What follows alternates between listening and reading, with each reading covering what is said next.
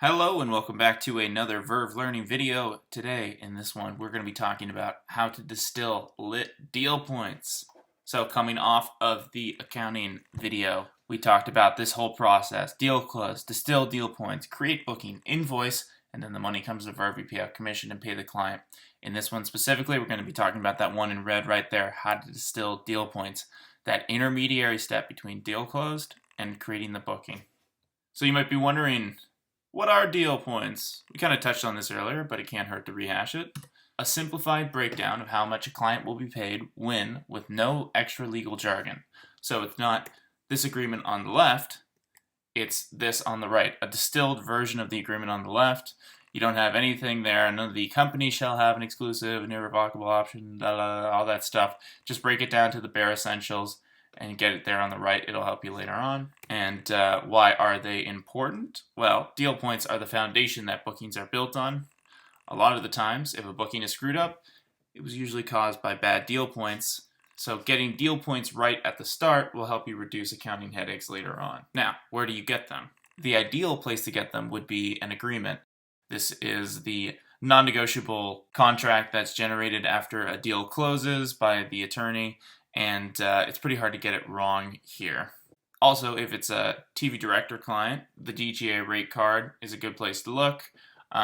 Those are just based off of the type of show, the amount of subscribers, how long it is, whether it's like cable or streaming or something like that. That determines what the rate is. So that's pretty simple.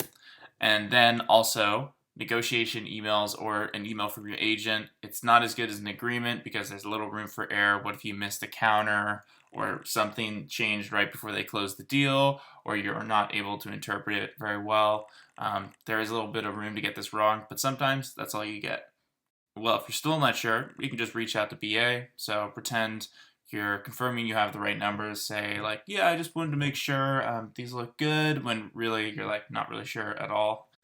And I can't reiterate it enough, it's just better to get it right now rather than fixing it later on once you get a bunch of other people involved, to get the invoices out to the invoice contact, to get accounting. At this phase, it's just between you and yourself, so it's just better to get it right here rather than just taking a chance on something. Alrighty, so let's break down the main fee types. So every agreement is broken up into these different steps. You need to pay us this amount for doing this task at this time. And of those steps, those fees, they're broken down into a few different categories you might come across. First one, most common, is guaranteed. This is something that the buyer must pay. So if they have a guaranteed first draft, it's not like they can just say, we don't really want to trigger it. They have to pay it out as agreed to in the contract. In contrast, optional, so let's say they have a guaranteed first draft and then optional polish. That optional polish, they don't have to trigger it. They can if they want. If they do trigger it, they have to pay out the amount that was agreed to in the contract, but it's not mandatory. Next up, credit bonus. This is just an amount paid out based on if the client gets shared or sold credit. This happens after the film a lot of the times. As an assistant, if you're making the booking, you're probably not going to be the assistant when the film comes out or the TV show comes out or whatever, and they get paid out. But it's good to get in the deal points to save that person down the line who is going to be the assistant when the film hopefully gets made. Finally, contingent comp, also a thing that comes in the back end. It's an amount that's a percentage of the profits. Obviously, there's a ton of nuance there. What is a profit? How do you determine a profit? We're not going to get into that. You don't have to worry about that when you're making deal points. Alrighty, let's just jump right into the first one, MPLit Deals. So, what are some common types of MP agreements?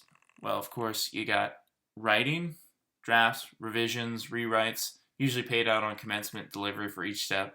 Can also include options. Obviously, there's a ton of nuance, but I'm just trying to keep it simple in these deal points here and capture the most common types of agreements you will come across. So, for instance, for this writing one, you'll have guaranteed first draft, guaranteed revision, optional rewrite, something like that.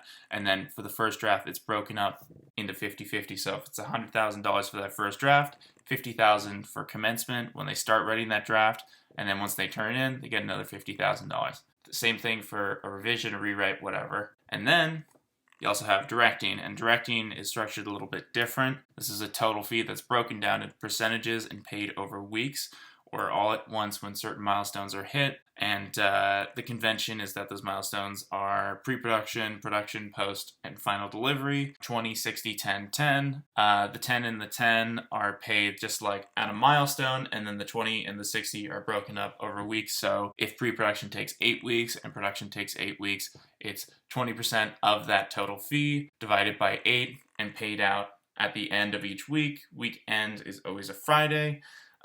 So we'll go into a little more detail on specific examples of these in just a bit here, but that's just the two most common types of agreements you'll come across in the MPLit game. Now, before we actually see any real agreements, I need to give some notes about the art of reading agreements because it can be super overwhelming. So before we get started, remember that we're looking for some sort of compensation or fee. Don't just read it, top to bottom like a book or a novel. Just immediately tune your eyes to see dollar signs, numbers, fee, commencement, Article 14, USD, compensation. These are all the little buzzwords you should be looking for in like a 50-page legal agreement. You can even do, Control F and hopefully pick up something.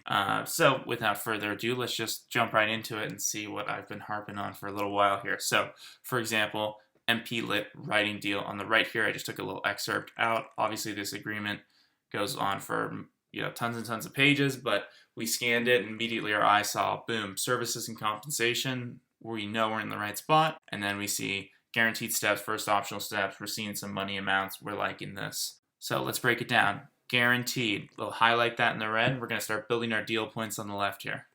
First draft total. You see that? $100,000. Then break it up. $50,000 on starter writing services, $50,000 on delivery. Easy. Next up, optional steps. We got first rewrite, $65,000 total. Broken up half and half. You get it. Just kind of, if you were to scroll down the agreement, we're building it out a little more. We got some more optional steps here. We got the second rewrite here, $50K, 25, 25, easy. And then we got that third optional step, polish. This is just like making some minor changes to the script, nothing crazy. Usually paid a smaller amount for these. 15, 15, easy. Alrighty, now this gets a little weirder. Bonus compensation and contingent comps, so that credit bonus we were talking about earlier. Not too crazy. 350 less all sums paid. And then 52.5 flat fee. So let's stop for a moment here and just be like, what the hell? What does this mean? Less all sums paid and flat fee. This is a great learning moment. So 350 less all sums paid. What that means is, and if you read the fine print here, it says pursuant to paragraphs 2.1 through 2.4 above. Those were just the ones in the previous slide. So 350K. So let's just say they got paid that guaranteed first draft for $100,000. Didn't trigger any of the optional steps. They get sole credit. What do they get when they get to this point in the agreement? They get $250,000 because it's $350 minus the $100,000 they got paid before. Let's say they triggered the $100,000 first draft and then $65,000 rewrite or revision. I forget what it was called. So that's 165. So 350 minus 165. I don't feel like doing the math right now, but you get it. It's a smaller number. So that's how less all sums paid works. What about flat fee, 52,500? You might already have guessed this. Basically, if you get paid the $100,000 before, you still get this 52.5 on top of it. Isn't affected by how much you're paid in the past. That's what applicable against or less all sums means. Alrighty, next up, contingent compensation. This is usually the same. I've honestly never seen a situation where it's not 5% and 2.5% in the feature space. So you get sold, you have 5% of defined proceeds, and then if you get shared, 2.5%. Pretty simple. So putting it all together, these are our deal points. We took this 50-page agreement and we turned it into a page, not even, of deal points. Now we are ready to make a booking. Alrighty, next up, MPLit directing deal. So for this one, we didn't get an agreement, unfortunately, but we did get this email from our boss. Make a booking for Emily Tang to direct Tall Girl 2 for $300,000, less $25K development fee, paid half for execution of agreement, and half for commencement of principal photography. Agent X. Alrighty, thank you, Agent X.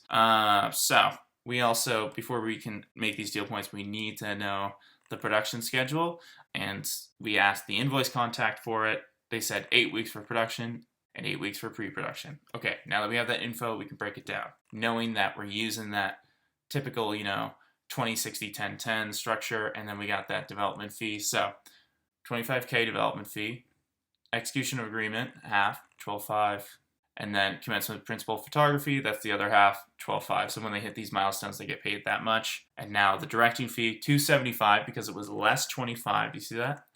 Less 25, and then broken into that structure we were talking about earlier, 20, 60, 10, 10. So pre-production, 20% of 275K is 55K, and broken up over 8 weeks. Production, post, final delivery, all you have to do is simple math. 275 times 0.2 times 0.6 times 0.1 times 0.1. Easy. Alrighty, now we can make a booking. We got our deal points. That one wasn't too bad. Alrighty, next up we move on to MPLit Deals. Admittedly, these are always a little bit more complicated, a little more nuanced, so buckle up. Alrighty, common types of TV agreements.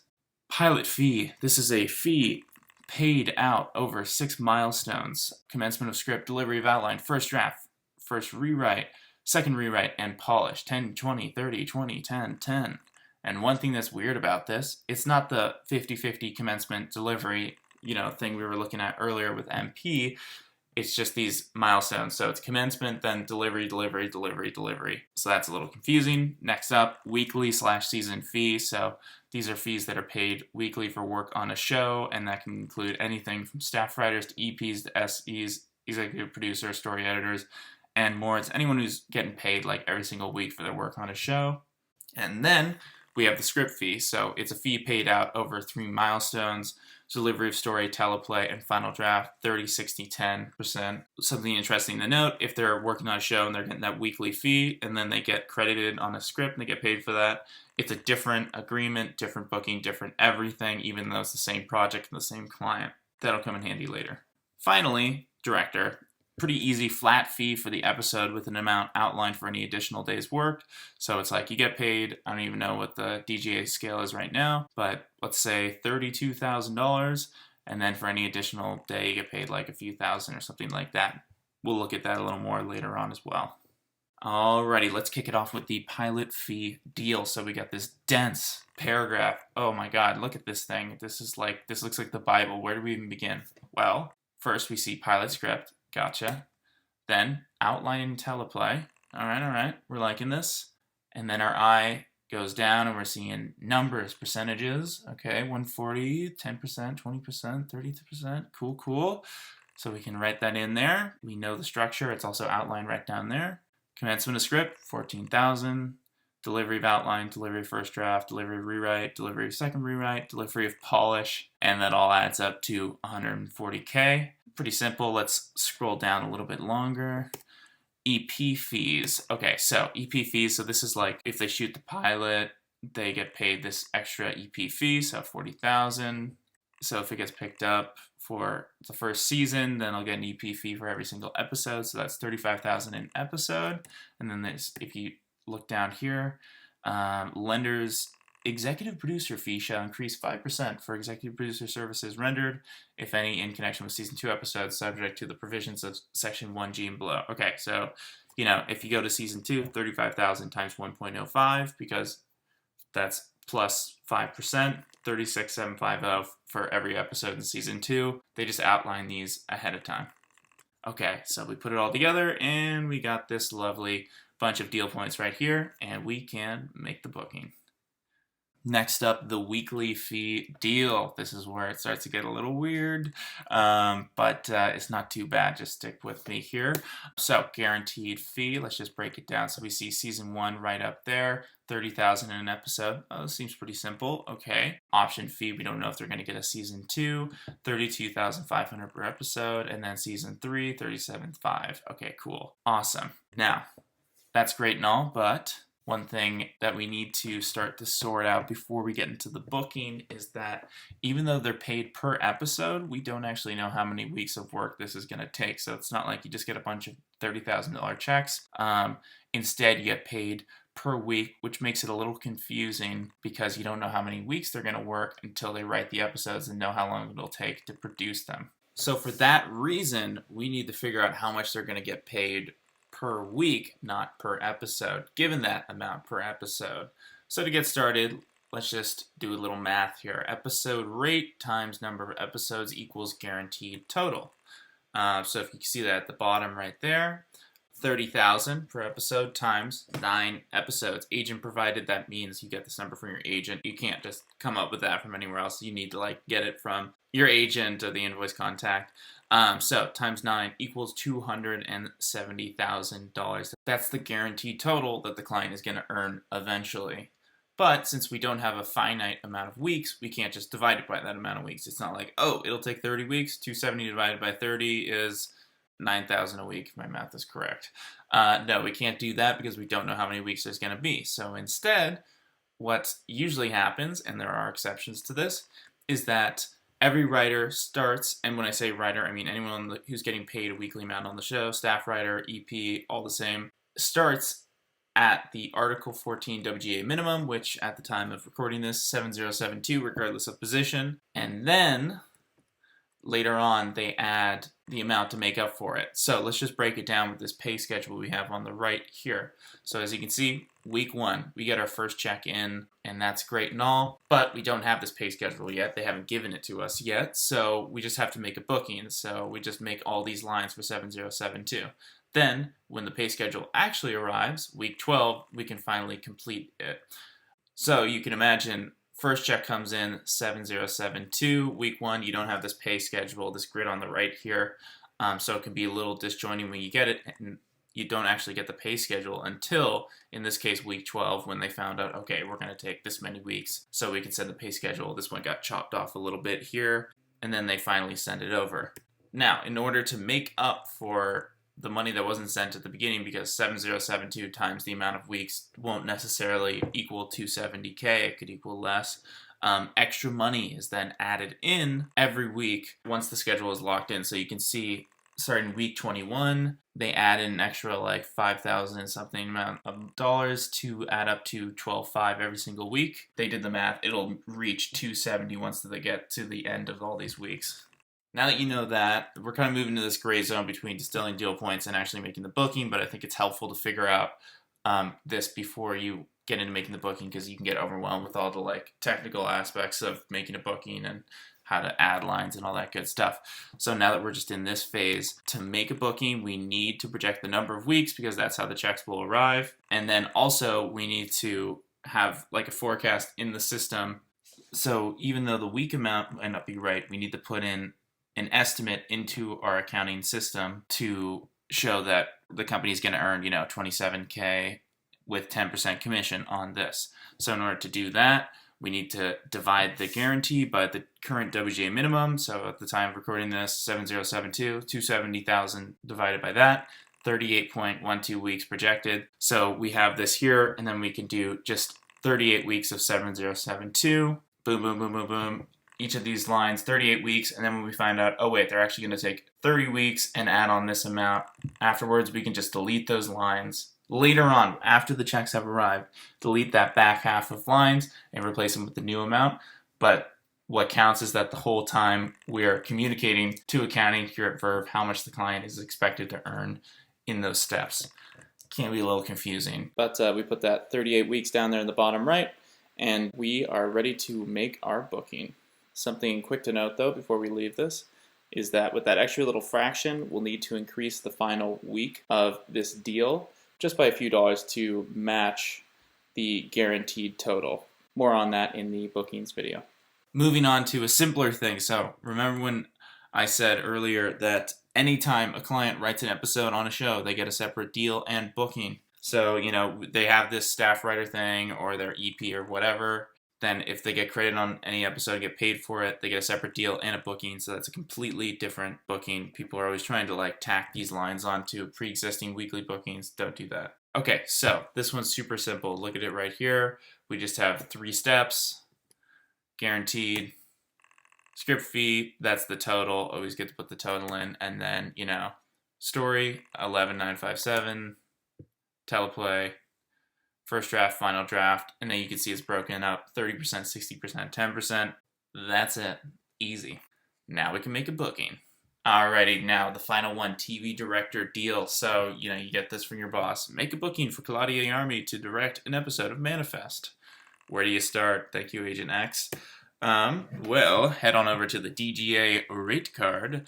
This is just a resource online that you can just search, literally DGA rate card, get the latest one. It's just a PDF you can download, and it just has tons of these grids. Conversely, at the same time, I should also mention the WGA schedule of minimums. It's the equivalent. That's where we got that 7072 number. That's where you can find all the scale is basically like minimum wage or whatever, but it's kind of more of a standard for writers. Okay, so we found this grid here that matches what we're looking for. High budget SVOD programs. This is kind of overwhelming. Let's break it down. So, Manifest, what do we know about it? We know that the budget's greater than $3.8 million. You can find that out online. We know SVOD, that's streaming video on demand. I think this was Peacock. Don't quote me on that. But Peacock, Netflix, HBO Max, streaming video on demand. Oh yes, it was Peacock. Peacock subs greater than 20 million. Most streaming services are above 20 million. And then hour long. So you can see we're starting to narrow it down on the right there and into this middle column. And then we could just pick off the guaranteed, which is $48,318 per episode. And then any days work beyond that guarantee, the bonus days, are $3,221 a day. They're usually given a few extra days of bonus work, so it's good to have that in the deal points ahead of time so we're not confused later on. And now we can make a booking. Alrighty, well that's pretty much it for Distilling Lit Deal Points. Obviously, there's tons of stuff I didn't cover in this. There's a million different ways it can play out. I just wanted to capture the most common situations you might come across. But anyway, thank you so much for listening. Hope you learned a lot, and tune in next time.